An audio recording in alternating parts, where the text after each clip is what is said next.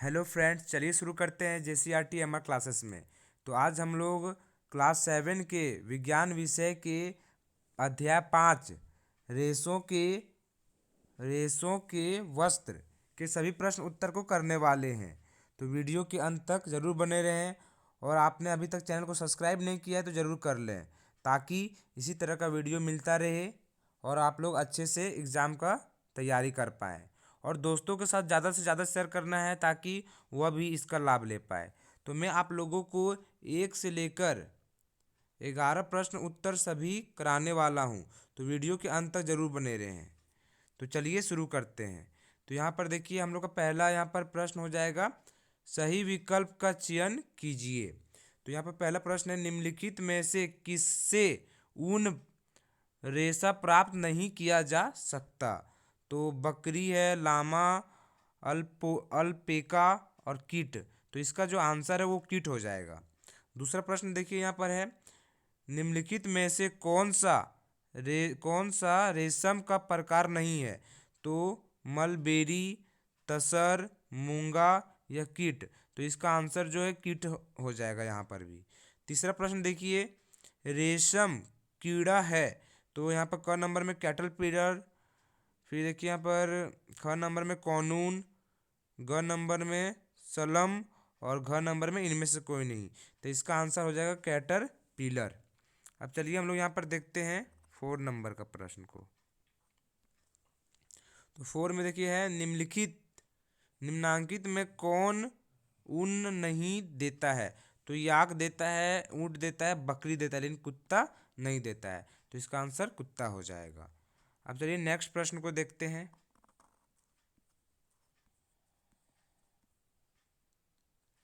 देखिए यहाँ पर सेकंड नंबर नेक्स्ट प्रश्न हम लोग का है। तो इसमें रिक्त स्थानों की पूर्ति कीजिए। तो पहला है यहाँ पे, खाली स्थान एवं खाली स्थान से जातक रेशे प्राप्त किए जाते हैं। तो इसका उत्तर ऊन और रेशम हो जाएगा। दूसरा यहाँ पर देखिए, दूसरा है, ऊँट के बालों का यहाँ पे ऊँट के खाली स्थान है का बालों, यहाँ पे आपको बालों भर लेना है, का उपयोग ऊन के लिए किया जाता है। तो इसका आंसर हो जाएगा बालों हो जाएगा।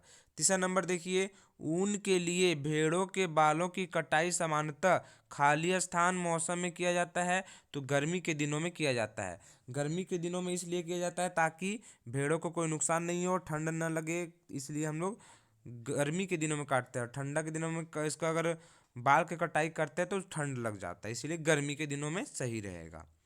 फिर देखिए यहाँ पे 4 नंबर में है, सामान्य रेशम कीट खाली स्थान है। तो इसका आंसर कॉनून हो जाएगा। यहाँ पे ओ कार है, कॉनून में कॉनून आंसर हो जाएगा।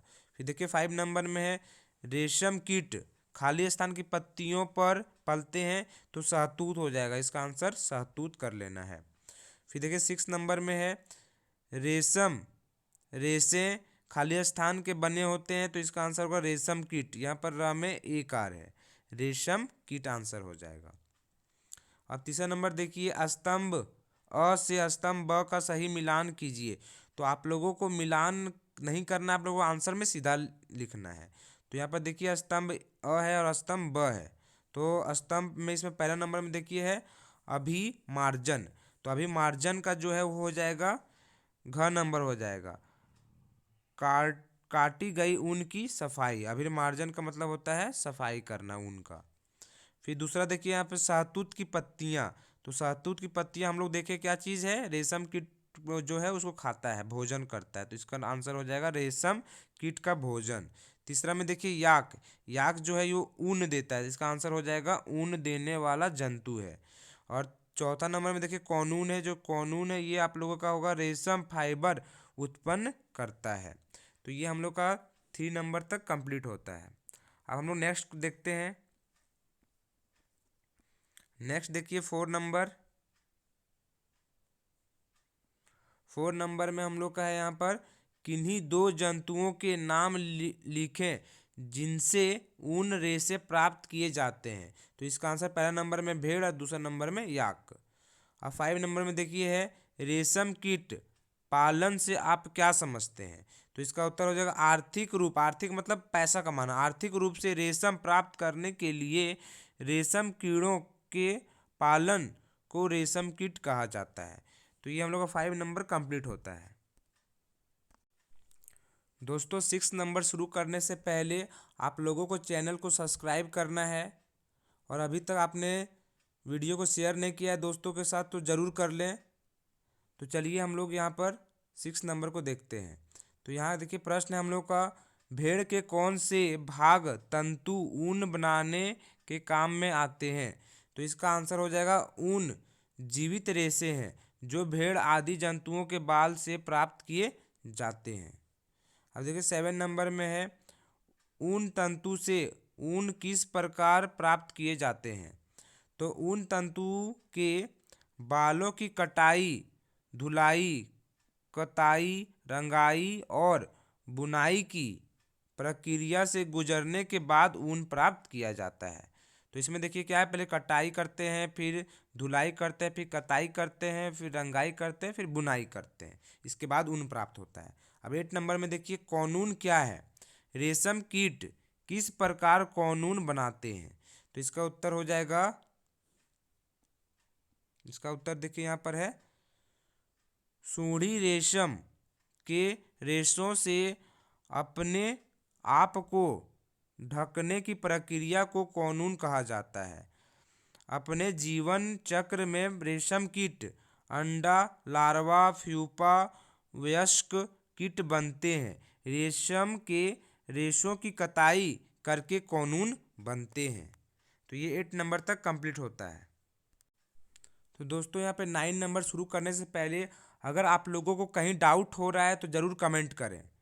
तो आप लोग कमेंट बॉक्स में ज़रूर कमेंट करना है अगर कहीं डाउट आप लोगों को लगता है तो चलिए अब हम लोग देखते हैं यहाँ पर 9 नंबर में, प्राकृतिक एवं संश्लेषित रेशे में क्या अंतर है? तो इसका उत्तर देख लीजिए, प्राकृतिक रेशम के वस्त्र शीघ्र ही जल जाते हैं, लेकिन संश्लेषित रेशे के वस्त्र जलने में थोड़ा वक्त लेते हैं। तो ये एक अंतर हो जाएगा इसका। अब देखिए 10 नंबर में, रानी अपनी मौसी के साथ साड़ी खरीदने दुकान गई।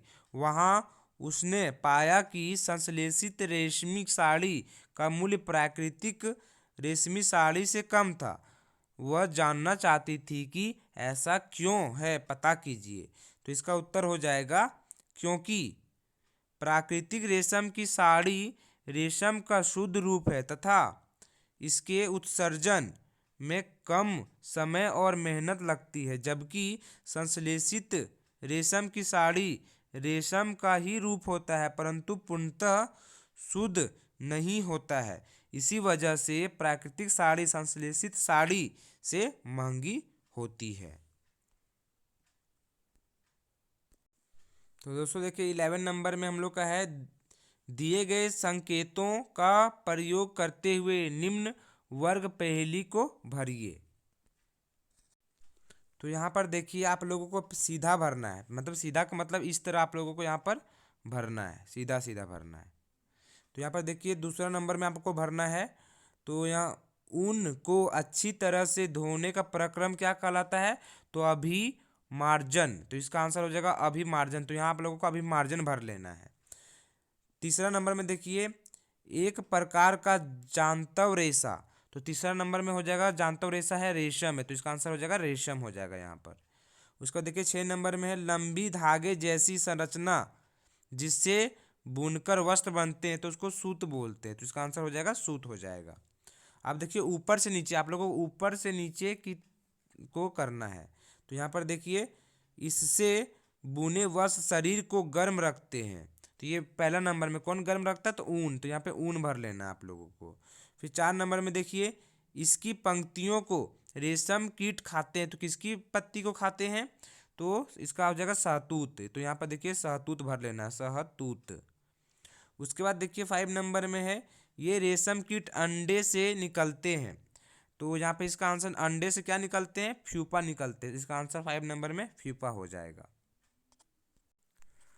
तो दोस्तों आज का वीडियो कंप्लीट होता है, और अगर आपने अभी तक हमारे चैनल को सब्सक्राइब नहीं किया तो ज़रूर कर लें, और यहाँ पे सब्सक्राइब का बटन दिख रहा होगा आप लोगों को, वहाँ पे सब्सक्राइब करना है और बेल आइकन को ऑल पर प्रेस करना है ताकि आप लोगों को आगे इसी तरह का वीडियो मिलता रहे। Thank you. जय हिंद।